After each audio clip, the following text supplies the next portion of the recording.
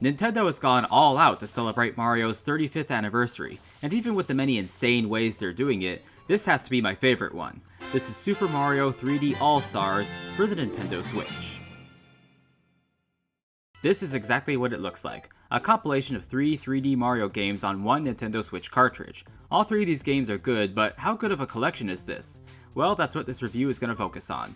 If you want to know my thoughts on the individual games, I'll have links to my reviews of said games at the end of this video. That said, let's get to the main points. First, the collection includes the complete soundtracks of all 3 games. It's a great addition for paying tribute to these games, and since the next one plays automatically after one song ends, it serves as good background music anytime you want that. But it would have been nice if they had included a fast forward and rewind button too. But of course, everyone wants to know about the visuals, and some people have been complaining about them.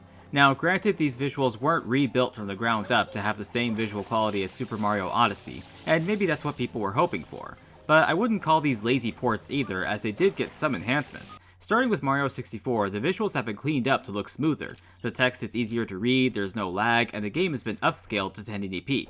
Of course, upscaling to HD never looks as good as native HD, but when compared to the original N64 or even Wii Virtual Console versions, this Switch version is the cleanest one yet. The only disappointment is that it wasn't adjusted to widescreen, so you get these black bars on either side. They're easy to ignore, but the game staying in full screen is admittedly disappointing. Super Mario Sunshine, on the other hand, was changed to widescreen, and just like 64, the visuals have been upscaled to HD, everything has been cleaned up so it's not blurry or fuzzy or hard to read at all, everything runs smooth, and actually the cutscenes look even better with whatever they did in their upscaling process. The same treatment was done to Super Mario Galaxy, and the upscaling here almost makes the game look modern, probably because the game was already visually appealing and natively made in widescreen. But there's one other disappointment with the visuals. The frame rate wasn't upgraded beyond each game's original max settings, so while Galaxy runs at 60 FPS, Sunshine and 64 still max out at 30 FPS. Even if Nintendo didn't want to do remakes of Sunshine or 64, which would have been rebuilt from the ground up graphics, they still could have brought the frame rates up to 60 FPS across the board, and I kinda wish they did.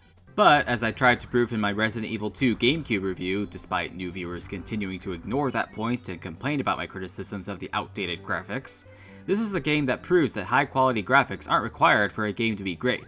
These are still great games by themselves, but they did need some reworking for the Switch. So what did Nintendo do for making these games work on the Switch? Well, for Mario 64, they just remapped the buttons to the Switch controller, but unlike the Virtual Console version, the remapped Switch buttons are displayed in the in-game tutorials, so it's easy to follow along as if the game was originally made for the Switch. This is the same case for Sunshine and Galaxy, but there's more to say about those two games. Sunshine was originally made for a console with analog triggers, which of course the Switch doesn't have. So instead of a half press for spraying while walking and full press for stand and spray, ZR is walk and spray while R is stand and spray. Even when I played using the gold GameCube Switch controller that I showed you guys in February, this was still the case. There is no way to change this since the game isn't compatible with actual GameCube controllers, even though the Switch itself is compatible with GameCube controllers through the adapter.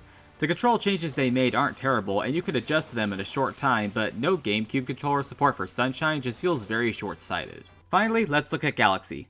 This is an interesting one, if only for what the original game was like. A big part of it was using the Wii Remote's pointer for shooting star bits and shaking it to use Mario's spin attack. To cover this, the game is compatible with the Pro Controller and the Joy-Cons held separately to replicate the Wii Remote and Nunchuck setup. With that setup, you can shake the Joy-Con to do the spin attack or just press Y, and you aim with the same Joy-Con to shoot star bits. The shaking works great, but I noticed the aiming reticule would often drift off from where you were aiming. When using the Pro Controller, you can simply press Y to use the spin attack and the built-in gyro to aim the star bits. Surprisingly, this felt more accurate than the Joy-Con. Sometimes it would lose the screen if you set the controller down, but you can center it back by pressing ZR. Same with the Joy-Con, but again, the Joy-Con just had more of a drift issue.